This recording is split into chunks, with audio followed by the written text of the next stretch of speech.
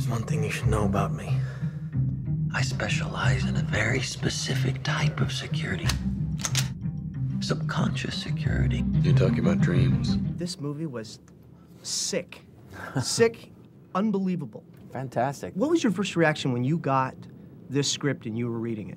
What we had to do, and what I did, was just spend 2.5 months with Chris talking about the rules of the dream, and this sort of cerebral idea that he had, and how to sort of unlock all of that, but how to, more so than that, infuse a character within the midst of that goes on a real cathartic journey to find the truth about himself. I was floored.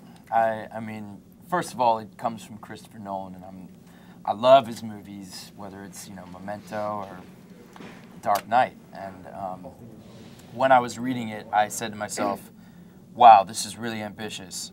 Oh no, but you know what? Chris Nolan could do this. I don't know who else could do this, but he could.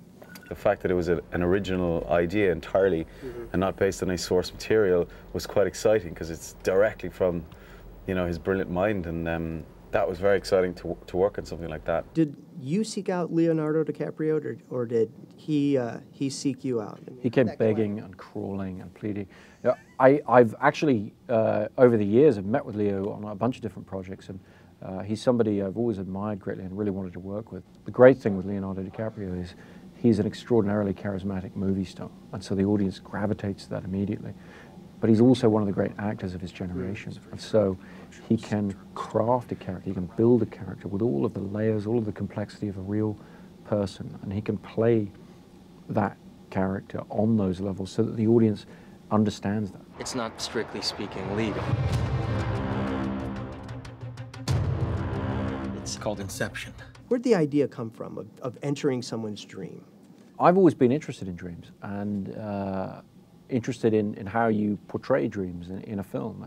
It's something that's fascinated me for a long time, and at some point it occurred to me that you could craft a heist movie, you know, an action film around the concept of sharing dreams, of being able to break down that barrier.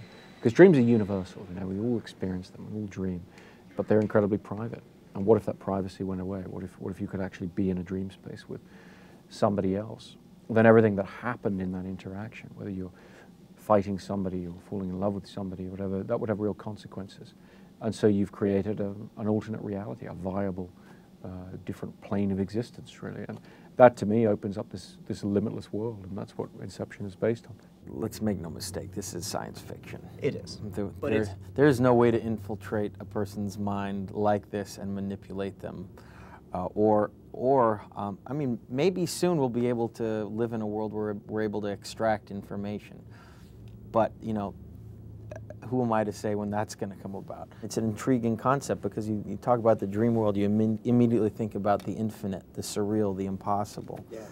And, you know, frankly, for me, to do a movie that is, you know, cerebral like this, that is existential at times, but also combines pure grand Hollywood entertainment and in its best form, is something that you want to be a part of. Mr. Cobb has a job offer he would like to discuss with you. Kind of work placement? Ellen, you've said, I've read where you've said that your blood begins to boil when you read a good script. So what, did you like pee your pants in this one? No. I felt, actually, when I finished the script, I felt incredibly exhilarated. I literally felt pumped. The action sequences in this film are amazing. I can't imagine, what kind of training did you guys have to go through? I mean, you got to be proud of the fact that you made it through all that stuff. It was hard. Because you're like an action hero now, man. Yeah, man. Yeah. Look at me. Don't I look like one? It was probably physically the hardest thing I've ever done in my life. It was also probably the most fun I've ever had in my life. But yeah, I felt like some sort of professional athlete there for a while. I was, you know, going to the gym every day. Even after we'd shoot, I'd have to go to the gym so that I could stay in enough shape to do the next day's scene. And it wasn't, by the way, going to the gym so that I can, like, you know, look pretty like a gym body. You know, I was in a suit. You can't see my body. I had to go to the gym just to, you know, be able to do this stuff. The thing with this kind of wire work and harness work and everything is that it's incredibly demanding physically. It takes an enormous amount of muscle power and all the rest. And what you often find with actors, and this is what I had to warn Joe about, is, you know, we can baby you with it. The stunt guys can baby you with it. They'll put you in the harness, put you up. You'll do take one great, you know, maybe take two. But you're not going to be up there for 12 hours doing it again and again and again and again the way you need to. We didn't have much training to do apart from skiing, really. We got sent up to Calgary to learn how to ski in a couple of days, and both of us, Cillian's from, you know, like Ireland, and I'm from London, and there's not a lot of call for skiing in that neighborhood. No. So we sort of look at this unlikely duo up on the up on the mountains, learning how to fast track extreme skiing. Yeah. And it's something we picked up very quickly, and so we dropped just as quickly. Yeah. We're not as bad as we were at the beginning. Yeah. I mean, so not as bad as we are right now, I bet. What were the sets like then?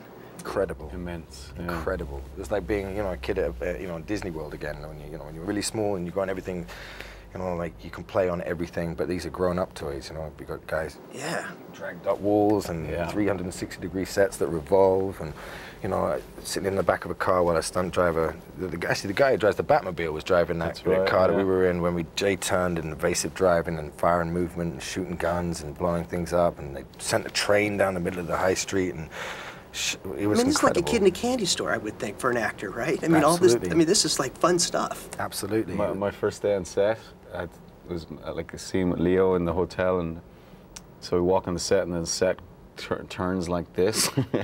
So we had to continue, like, so it was my first day, and we had to do the scene with Leonardo DiCaprio, and then the set is like going like that. That's the one in the bar, right? That's right, yeah, so it was pretty amazing. I have it under control.